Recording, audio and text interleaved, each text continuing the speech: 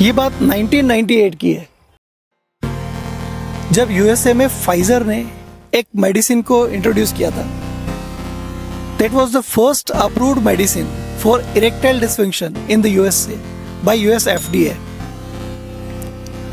जानते हो any guess कौन सी मेडिसिन हो सकती है? This medicine was sildenafil citrate, जिसको कि वैग्रा के नाम से कंपनी ने इंट्रोड्यूस किया था।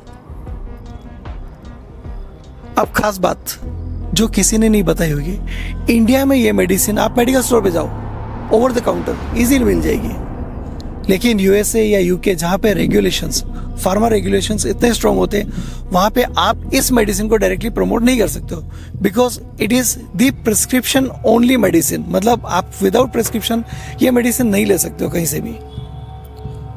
तो अब आपको बेचना भी है। Pharma companies are so intelligent कि वो इतना इजीली अपना बिजनेस तो पुल डाउन या स्लो डाउन होने नहीं देंगी। वहाँ पे क्या होता है ना कि एक इन्फ्लुएंसर को पकड़ा जाता है, जैसे यहाँ पर गुटखे को बेचने के लिए कुछ इन्फ्लुएंसर्स को पकड़ा जाता है, सो कॉल्ड हीरोज। उनसे कहलवाया जाता है कि आप तो बोलो केस दाने दाने में केसर का दम, लेकिन वास्तव में सबको पता है इट्स नॉट केसर का दम, इट्स ए कैंसर का दम। बट फिर भी प्रमोट करते हैं, लोग हैप्पीली खाते हैं। सिमिलरली यूएसए में और यूके में क्या होता है कि कुछ कंटेंट इन्फ्लुएंसर्स होते हैं जिनसे बोला जाता है कि आप एक कंटेंट बनाओ। जैसे एक कंटेंट बनाओ कि हमारी ये जो मेडिसिन है इससे बहुत सारे बेनिफिट्स हैं, नॉट दी इरेक्टाइल डिसफंक्शन में यूजफुल हो, अदर देन इरेक्टाइल डिसफंक्शन भी इसके बहुत सारे बेनिफिट्स हैं। लाइक आपका वेसल्स में नाइट्रिक ऑक्साइड का लेवल बढ़ा देगा and then it will create vasodilation, तो उससे आपका ब्लड सप्लाई इंप्रूव होगा और लंग्स के अंदर जाएगा, वहाँ पे भी वेसल का वासोडाइलेशन करेगा एंड आपका परफ्यूजन बढ़ा देगा, तो आपका इंड्योरेंस बढ़ेगा लाइकवाइज। तो इस तरह से प्रमोट करता है। लेकिन यहाँ पे ये लोग भूल जाते हैं कि हर मेडिसिन का इफेक्ट के अलावा साइड इफेक्ट भी होता है, और इसके साइड इफेक्ट्स इतना सिंपल नहीं होते या इतना कम नहीं होते, इसके साइड इफेक्ट्स बहुत ज़्यादा होते हैं। जैसे आपने इंड्योरेंस बढ़ाने के लिए लिया और किसी बंदे को मान लिया लेफ्ट वेंट्रिकुलर इजेक्शन फ्रैक्शन लो है या फिर लेफ्ट वेंट्रिकुलर फेलियर है, मीन्स हार्ट में पंपिंग प्रॉपर नहीं है, उस केस में इट कैन बी डेंजरस।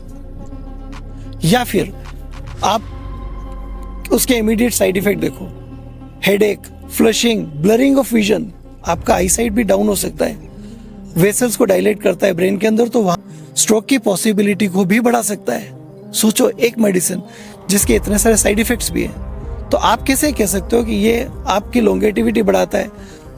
कई बार हमने देखा है कि रिसर्चर्स सेज कि इस मेडिसिन से आपकी लॉन्गेटिविटी बढ़ जाती है। Is it possible? आपको लगता है ऐसा हो सकता है जो मेडिसिन इतने सारे इफेक्ट के साथ में साइड इफेक्ट्स भी करे? Use of every medicine is very good, but over use of any medicine is dangerous. Be aware of that. तो ये एक सच है जो आपको कोई नहीं बताने वाला। इस सच को जानना आपके लिए भी बहुत ज़रूरी है। और या किसी मेडिसिन को ये नहीं बोल रहा हूँ वो गलत है, मेडिसिन बहुत अच्छी है, but it should be under use और it should not be marketed by the person actually not belongs to the pharma companies और who are not actually doctors. तो आप भी इस बात को हमेशा ध्यान रखें, विदाउट डॉक्टर प्रेस्क्रिप्शन कोई भी मेडिसिन ना लें। अगर लेना भी है तो डॉक्टर का एडवाइस ज़रूर लें, क्योंकि हर मेडिसिन के इफेक्ट के साथ में उसका साइड इफेक्ट जुड़ा होता है। हमारा एफर्ट तब तक सक्सेसफुल नहीं होता है जब तक कि आप उसको मोटिवेशन ना दो, और आपकी ओर से मोटिवेशन के लिए हमें कुछ नहीं चाहिए, just follow and subscribe. Thank you so much and जय हिंद।